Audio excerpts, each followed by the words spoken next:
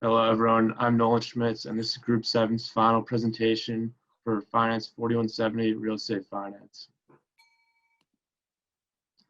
The steps we took to complete this project included finding a home we would be interested in purchasing, determining how much we would need to borrow and how many years it would take us to save for our down payment. Third, determining if 80% of the property's value would exceed the local mortgage limit. Fourth, reaching out to a mortgage banker to determine the interest rate we would be able to get, assuming our first job would pay us $75,000. Fifth, receiving a full written quote from the mortgage banker for a 30-year term with estimated fees and interest rate. Sixth, discussing with the mortgage banker on how interest rates would fluctuate in the coming 30 days. And finally, we created an amortization table for our new mortgage. When searching for our home, we decided it would be best to stay locally in Clemson. The house we are interested in buying upon graduation is located in Clemson on 19 Downs Lane.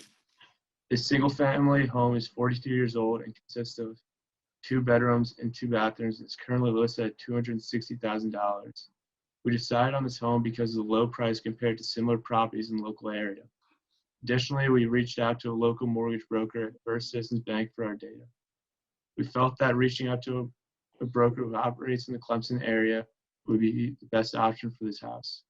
Now I'll turn it over to Matthew to further discuss the costs behind purchasing this home.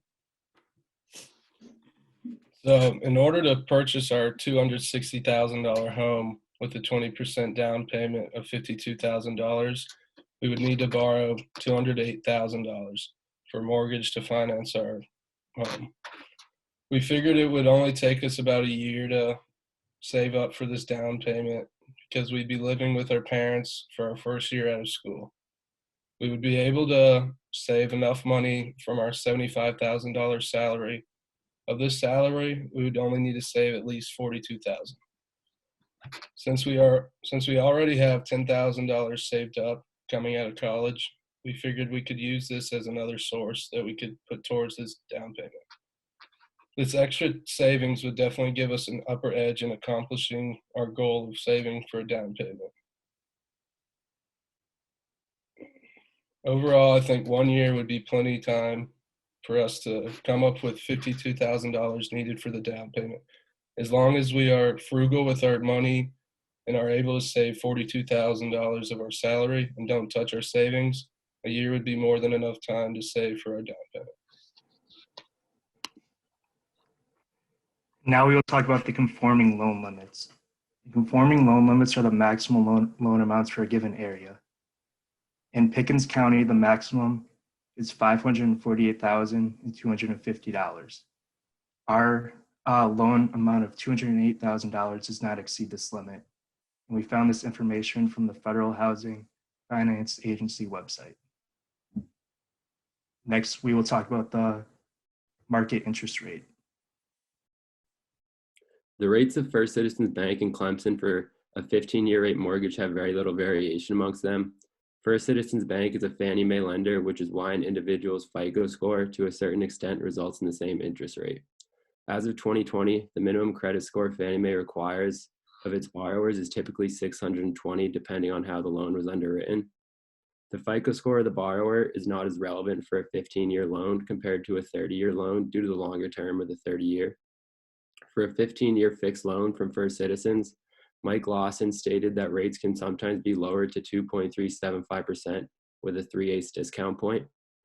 Although for a mortgage lender who does not lend through Fannie Mae, the rates would differentiate on a much more significant level. As you can see from the diagram on the right, generally speaking, a higher FICO score will often save you a significant amount of money when paying your mortgage. The rates for First Citizens Bank, due to loans being guaranteed by the government, do not have as much fluctuation. Ryan will now talk to you about a different tenured loan term.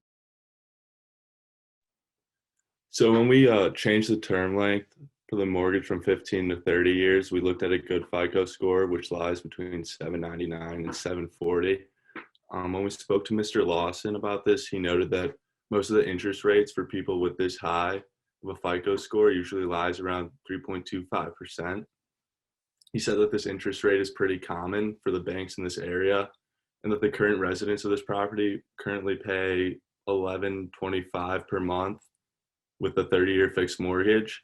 So based on this estimate, we figured that we would be paying about the same amount as well. On the fees that were included with this, these are just some of them, were the loan origination fee, which was $11.25, appraisal fee, which is $5.25, tax service fee, $87, recording fees, $47. Next, we'll talk about the interest rate mortgage trends. So over the last year, Mr. Lawson noted that compared to April of last year, the rates are very similar. And that followed a downtrend in the past year, which began in February and March of 2020, and then was lasted about that until December of 2020, when it started slowly beginning to rise back up, and now has reached to the point where we are today. Some of the economic factors that Mr. Lawson noted that impacted these interest rates were the government, the economy, and COVID-19 response. With last year being an election year, there was a lot of uneasiness whether who was going to be elected and whether the policies would change within the government. And then the election had a big impact on interest rates as a whole, which impacts the economy in general. And then also the coronavirus pandemic. Now, when a lot of people were staying home, there was a lot more people attempting to refinance and also purchase new homes as a result of being at home constantly. And now with a vaccine, we are able to see that the interest rates are rising back up in following the vaccine. First Citizen Bank, Mr. Lawson noted that they were manually inflating their rates in order to not be over demanded because so many people were attempting to refinance. And as a result, they would have had to overstaff. And then when the rates were rising back to what they are today, that would have been an issue for the bank. So he said that was able to curb the demand. And then when asked about the next 30 days and where he saw interest rates going, he said that he believes that the rates should stay steady to what they are today. And now we will talk about our amortization table. So the first step to getting our amortization table was we have to calculate our monthly payment. To do this, we had to list our loan amount, which was $208,000. And this represents the total principal of the loan. Next, we had to determine how many periods our term was, which was 360. We calculated this by multiplying 30 years by 12 months in a year. And then we had to find our monthly interest. We took this by dividing our yearly interest of 3.25% by 12 to get 0.27%. And then Excel calculated our monthly payment for our mortgage at $905.23. So in our table, the first column is our month or period column. It ranges from 0 to 360. The next column is the beginning balance column, and that is the same as our previous month or previous period's ending balance. Next was the payment. This was calculated by Excel, and it remains constant through every period at 905.23.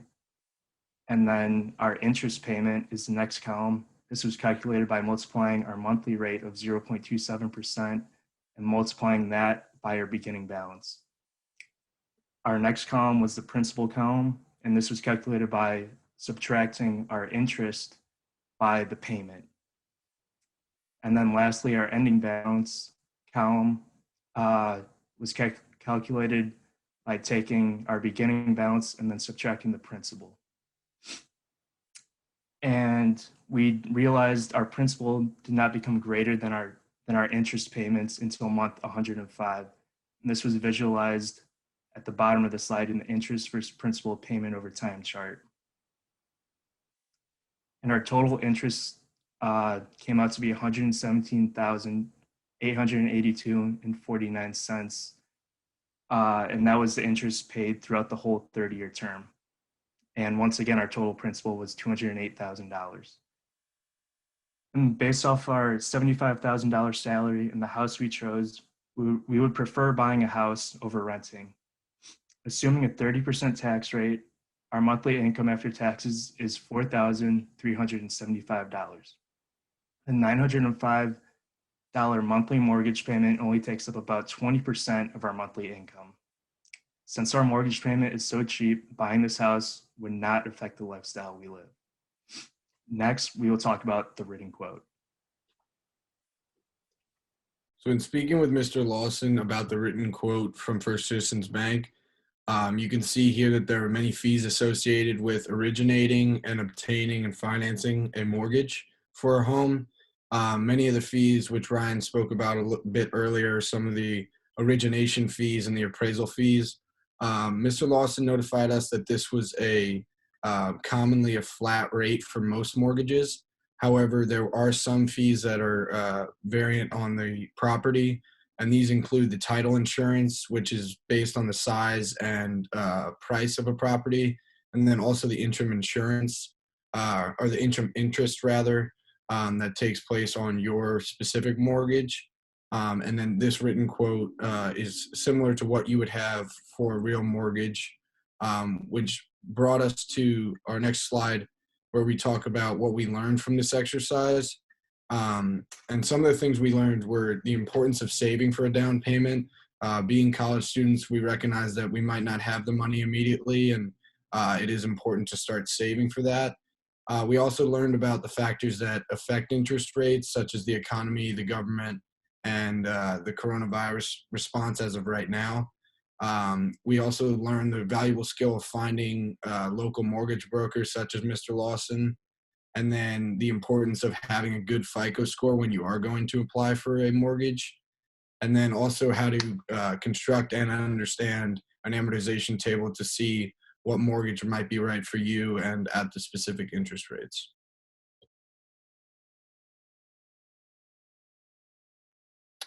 This also prepared us as far as the course itself, because we were able to understand the importance of saving, as I just mentioned, and seeing how we can save and put that money to work, and then also have the amount of a down payment, which will impact your payments over time of the mortgage.